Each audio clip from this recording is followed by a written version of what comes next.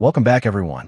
Before we dive in, make sure you drop your thoughts and the lessons you took from this story in the comments. And don't forget to like and subscribe. Let's get into it. His wife served him divorce papers after he lost his job. 5 years later, she came back for the family she had rejected. "You need her more than I do, and I cannot raise a child without stability." Those are the last words Simone Mitchell said to her unemployed husband before slamming the paperwork against his chest and leaving without looking back, abandoning their 5-year-old daughter, Amaya. Simone believed she was upgrading to a better life with a wealthy real estate developer. She had no idea that her devastated ex-husband would rebuild from the ground up while she would end up broke, desperate, and watching from outside school gates as the life she traded away grew beyond her reach. The moment she tried to reclaim the family she had thrown away would challenge everything she believed about marriage, loyalty, and consequence. Darius Mitchell had always believed in the power of honest work. For 15 years, he climbed the ranks at Peterson Oil and Gas, transforming from a junior field engineer into one of Houston's most respected drilling specialists. His hands bore the scars of offshore platforms in the Gulf of Mexico, pipeline installations across Texas, and emergency repairs in conditions that would break lesser people. Those same hands now trembled as he held the divorce papers that would dissolve 8 years of marriage. 3 months had passed since the layoffs at Peterson.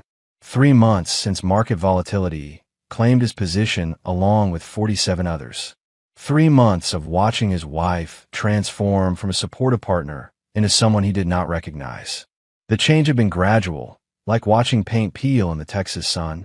First came the subtle comments about their reduced lifestyle.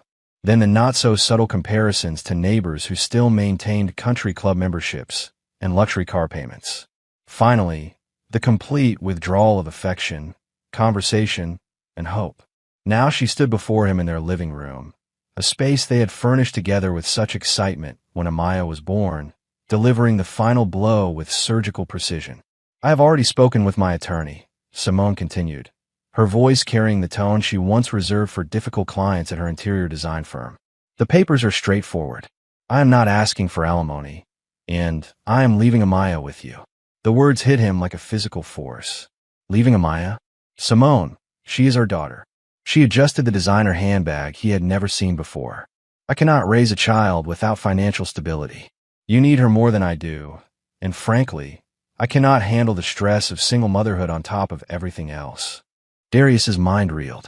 This was the woman who had once spent hours planning Amaya's birthday parties, who had insisted on reading bedtime stories, who filled photo albums with their small but happy life.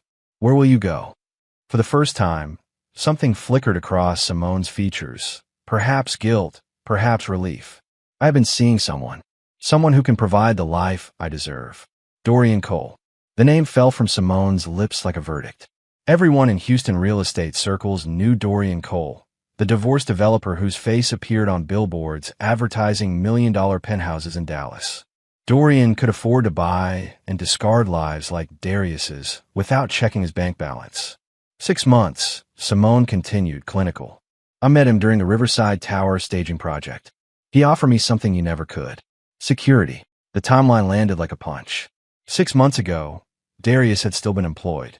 6 months ago, he still believed his marriage was solid. "You planned this." The realization rose like bile. "While I was losing sleep over our bills, you were already auditioning for your replacement life." Simone's silence confirmed everything. Amaya's voice drifted down from upstairs, innocent chatter to her stuffed animals, unaware that her mother was dismantling their family. The sound nearly broke Darius's resolve. "What about her?" he asked, pointing toward the stairs. "What about our daughter?" "She will have you." "That is enough," Simone answered with the emotional weight of discussing furniture. "Children adapt. She is young. She will not remember much of this." The cruelty cut deeper than the affair, deeper than the papers. It was maternal abandonment delivered with boardroom efficiency. Simone moved through the home with practiced precision, collecting items that had appeared in recent months. Designer handbags he had never seen, jewelry that had not come from his paycheck, clothes that cost more than his current monthly income. Evidence of a parallel life funded by another man's wallet. "I have already signed the lease on Dorian's penthouse," Simone said, checking her phone. "The movers will handle the rest tomorrow." Darius watched his ex-wife, gather the pieces of her carefully extracted life. 8 years of marriage reduced to a strategic exit plan. The front door opened, then closed. No goodbye kiss. No final words of regret. No acknowledgement of the family she had obliterated. Darius stood in the sudden silence, surrounded by the echoes of a life that had apparently been an illusion. Upstairs, Amaya called for water, her voice sweet and trusting. Soon she would ask for her mother. Then she would ask why her mother did not come home. Through the window, Simone's luxury car disappeared into Houston traffic, carrying her toward Dorian's world of private clubs and penthouse views. She had traded a family for financial comfort. 2 months after Simone's departure, Darius's world had shrunk to survival basics. Amaya's school schedule, grocery store clearance sales, and a humiliating ritual of explaining to his child why her mother was not coming to a dance recital. The auto repair shop barely covered rent. 60-hour weeks under car hoods paid a fraction of his engineering salary. Pride had become a luxury he could not afford. Every night he collapsed in a bed with motor oil under his fingernails and Amaya's questions echoing in his mind. Is mommy sick? She asked 3 weeks ago. Did I make mommy mad? Last week. Does mommy love her new house more than our house? Yesterday. Each question cut deeper than the last. Another overdue notice buzzed his phone. The mortgage company's patience was evaporating faster than their savings. Engineering contacts had dried up. The energy downer had claimed not just his job, but entire departments across Houston. Applications disappeared into corporate black holes. Amaya adapted with the heartbreaking resilience of children. She stopped asking when her mother would visit. She stopped setting an extra place at their small kitchen table. She stopped talking about her mother altogether, as if sensing the subject caused her father a pain she could not understand but desperately wanted to heal. After Amaya fell asleep clutching her stuffed elephant, Darius sat at his laptop. The engineering market was brutal, but something else caught his attention. Coding boot camps, online programming courses, technology startups that promised to disrupt traditional industries. Oil and gas companies were hemorrhaging money and also seeking digital solutions, data analytics, predictive modeling, automated drilling optimization. The industry Darius knew intimately was crying out for technological innovation. He started with basic Python tutorials, free courses on data analysis, videos about machine learning applications and energy. His 15 years of field experience suddenly looked different through a programmer's lens. Not obsolete knowledge, but specialized expertise waiting for the right framework. The learning curve was steep. Some nights, he fell asleep with scripting syntax swimming through his dreams. But for the first time since the layoffs, he felt something other than desperation. Possibility. Amaya noticed. His shoulders were not quite so heavy when he picked her up from school. The forced cheerfulness in his voice began to carry genuine hope. What are you building, Daddy? She asked one evening, finding him surrounded by programming textbooks and coffee cups. Something that is going to change our lives, sweetheart, he said, and this time he believed it. 3 months into his self-taught coding journey, Darius landed his first freelance contract, optimizing drilling data for a small energy firm in Houston. The pay was modest, but it proved the concept. His engineering background gave him insights that pure programmers lacked, while his new technical skills solved problems traditional engineers could not touch. A foundation was set. 3 years after Simone's departure, Darius was no longer the broken man she left behind. His technology startup, DrillSmart Analytics, occupied a sleek office in Houston's energy corridor. What began as freelance projects had evolved into a platform that helped operators predict equipment failures, optimize extraction rates, and reduce environmental impact. Oil companies paid a premium for algorithms that saved millions. The irony was not lost on him. He had become more valuable to the industry as a programmer than he had been as a field engineer. Amaya, now 8, thrived in a private school. Her dance classes, art supplies, and weekend adventures replaced the financial anxiety that once defined their household. More importantly, she radiated the confidence that comes from having a parent who rebuilt their world through sheer determination. The transformation extended beyond finances. Darius shed 40 pounds, traded his aging pickup for a Tesla Model S, and moved them into a gated community in the Woodlands. Success suited him, but it did not change his core values. Amaya still came first. Integrity still mattered. He still remembered what it felt like to have nothing. Naomi Ellis entered Darius's life during his 4th year of rebuilding, when success had restored his confidence, but not his trust in relationships. She was a nurse practitioner who treated Amaya's soccer injury at Houston Methodist Hospital. Professional, competent, and possessed of the rare ability to calm both injured children and their anxious parents. At 34, Naomi had dedicated her career to pediatric care, working in Houston's most challenging neighborhoods, where medical expertise often mattered less than genuine compassion. Their introduction was unremarkable: a concerned father, a hurt child, efficient treatment. But Darius noticed how Naomi spoke directly to Amaya rather than around her, how she explained the radiograph procedure in terms an 8-year-old could understand, how she made a frightening visit feel routine rather than traumatic. What began as professional gratitude evolved into something deeper through carefully spaced encounters. Darius found reasons to volunteer at community health fairs where Naomi worked on weekends. Naomi, typically guarded about boundaries, mentioned follow-up appointments with unusual frequency. Both recognized the careful dance of two people who understood that relationships required foundation work before emotional architecture. Naomi's background revealed itself gradually through shared conversations and observed actions. She had grown up in Houston's East End, the daughter of a construction foreman and a school cafeteria manager. Her younger brother was finishing his engineering degree at the University of Texas at Austin, funded largely by Naomi's overtime shifts and careful planning. She understood sacrifice and the dignity of earning rather than expecting. Most importantly, Naomi understood Amaya not as an obstacle or a responsibility to shoulder, but as a complete person deserving respect and consistency. She never attempted to replace Simone's memory. She did not compete for Amaya's affection. She did not make promises she could not keep. Instead, she became present, reliable, and genuine in ways Amaya had never experienced from an adult woman. Darius evaluated Naomi against criteria forged by betrayal. Could she handle financial uncertainty? Would she remain loyal during difficult times? Did she choose them for who they were, or for what they represented? Time provided answers. Naomi's character proved consistent. Her values aligned with his rebuilt priorities. Her relationship with Amaya developed organically, built on trust rather than obligation. 5 years after abandoning her family, Simone's carefully constructed paradise collapsed in a single Federal Bureau of Investigation raid. The federal investigation into Dorian Cole's real estate empire had been building for 18 months. Fraudulent loan applications, money laundering, and investor fraud totaling $47 million.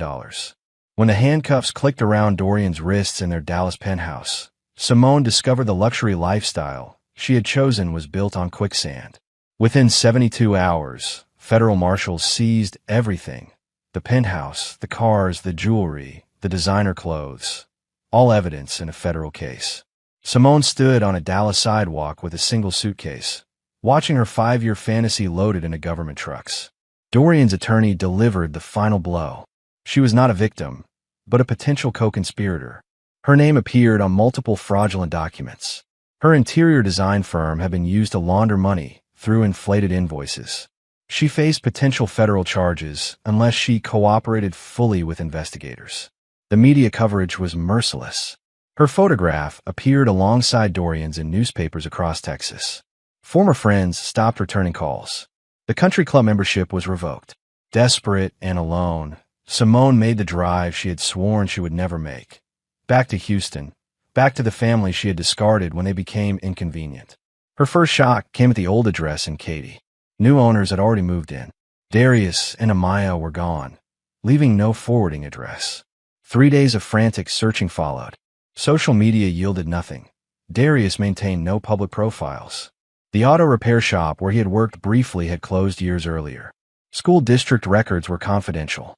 It was as if the family she had abandoned had vanished. Finally, a former neighbor mentioned seeing Darius's name in a Houston Business Journal article about successful technology entrepreneurs. The piece featured Drill Smart Analytics and its founder's remarkable transformation from unemployed engineer to industry innovator. The photograph showed Darius in a tailored suit, standing confidently in a gleaming office, unrecognizable as the broken man she had left. The article offered no personal details, but a trail of corporate filings led Simone to the Energy Corridor building where his company operated. From her rental car across the street, she watched Darius emerge at 6:15 in the evening, talking animatedly on his phone as he walked toward a Tesla Model S. He looked successful. He looked confident. He looked complete without her. She followed at a distance as he drove to an upscale neighborhood in the Woodlands and turned into the gated entrance of an exclusive subdivision. Security gates closed behind him, leaving Simone outside, staring at manicured lawns and homes that represented the lifestyle she had once craved. The next morning, she returned and waited near the entrance. At 7:45 in the morning, the Tesla emerged, but this time a woman sat in the passenger seat while Darius drove. Through the windshield, Simone caught a glimpse of Amaya in the back seat, animated and happy as she talked to the woman, who clearly was not a babysitter. The woman's left hand rested on the dashboard, sunlight catching the unmistakable sparkle of an engagement ring. Simone followed them to Amaya's school, a private academy she had never heard of, with manicured grounds and a tuition that would have been impossible on Darius's old engineering salary. She watched from the visitor parking area as Darius walked Amaya to the entrance. The woman beside him moved with the easy familiarity of someone who belonged in their routine. Amaya hugged the woman goodbye with unguarded affection, calling her something Simone could not hear. The body language spoke volumes. This was not obligation or politeness. This was love, freely given and naturally returned. As the Tesla pulled away, Simone remained in the parking lot, surrounded by luxury vehicles driven by parents who belonged to a world she had once desperately wanted to join. Now she was on the outside, watching through glass of the family she had abandoned, finally understanding that some doors, once closed, never open again. The successful man driving away in the Tesla was no longer her husband. The confident child walking into that school was no longer truly her daughter. And the woman wearing his ring, Naomi, had earned her place through presence, consistency, and choosing them every single day.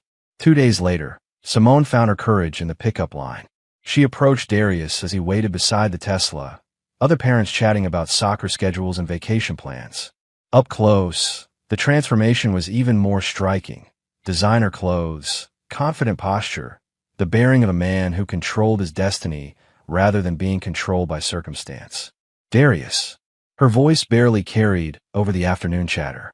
He turned, and for a heartbeat recognition flickered across his features.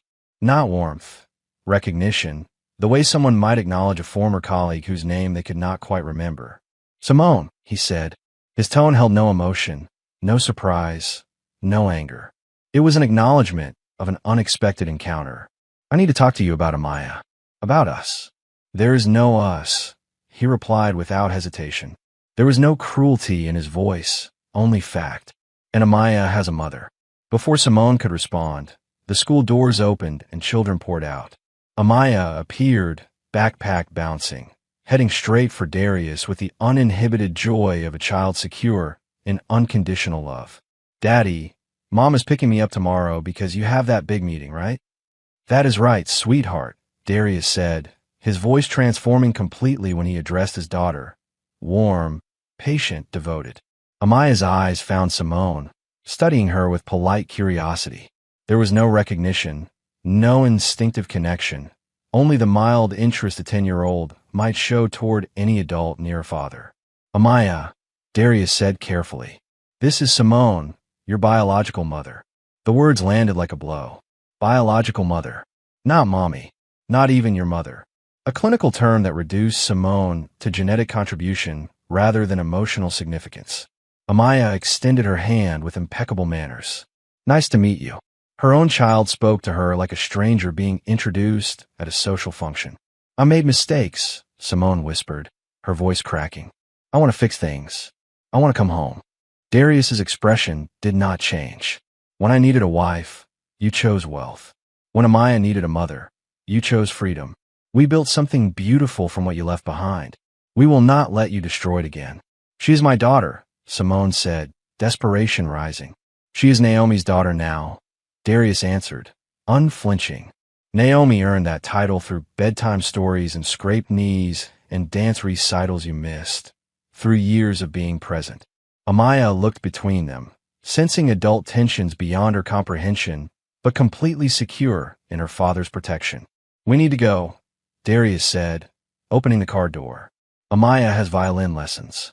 As they drove away, Simone stood alone in the school parking lot, surrounded by families completing their daily routines. She had returned expecting to find the broken man she had abandoned, hoping to reclaim the family she discarded when they became inconvenient. Instead, she found strangers who had healed without her, thrived without her, and built love without her. The next week, Simone tried again. She left messages on the office line at DrillSmart Analytics. She waited outside the Energy Quarter building. She mailed a letter to a P.O. box she found on a vendor invoice, apologizing, pleading, promising change. Darius did not respond. He did not gloat, he did not rage, and he did not retaliate. He protected the peace he had built for himself and for his daughter. Naomi did not offer opinions about Simone unless asked, and Darius rarely asked. Naomi focused on Amaya, on homework, on weekend pancakes, on the slow, steady rituals that forged trust. In the evenings, when Darius returned from meetings, he found them on the living room rug, laughing over a science kit or practicing a monologue for school. He stood in the doorway and felt the quiet gratitude of a man who had been given a second chance at family. The wedding was small and private, held at a chapel near the Woodlands. Amaya served as maid of honor, wearing a simple dress and a grin that did not fade. During the vows, Darius did not promise perfection. He promised presence. Naomi promised the same. Their rings were modest, their guest list even more so. The tone was not spectacle, it was certainty. News of the ceremony reached Simone indirectly, through a former client who had seen a photograph in a mutual acquaintance's message thread. The image showed Darius and Naomi framed by sunlight, with Amaya between them, holding both their hands. Simone turned off her phone and sat in the quiet for a long time, listening to the hum of an empty apartment she could no longer afford to keep. She met with federal investigators again, this time not as a woman trying to protect a lifestyle, but as someone trying to salvage a future. She disclosed what she knew about Dorian's schemes. She handed over financial records and email chains. The process was humiliating and necessary. Consequences rarely adjust themselves for convenience. Months later, Simone stood once more at the edge of Amaya's school grounds, not to intrude, but to watch from a respectful distance. She saw Darius pull up, step out, wave, and take his daughter's backpack without prompting. She saw Naomi arrive 5 minutes later from a shift, hair pulled back, eyes tired but warm, and kneel to listen to Amaya describe her day as if it were the most important story in the world. Simone understood with clarity that surprised her, the clarity of someone who had finally run out of excuses. There are choices you cannot reverse, wounds you cannot unmake, and titles you cannot reclaim once you give them away. She had gambled and lost, not because fortune turned, but because she had traded substance for spectacle. On a quiet Saturday morning, Darius brewed coffee while Amaya rehearsed a violin piece for a school performance. Naomi stood by the counter, reading a text from a nurse on her team. The house smelled like cinnamon and sunlight cut across the kitchen floor.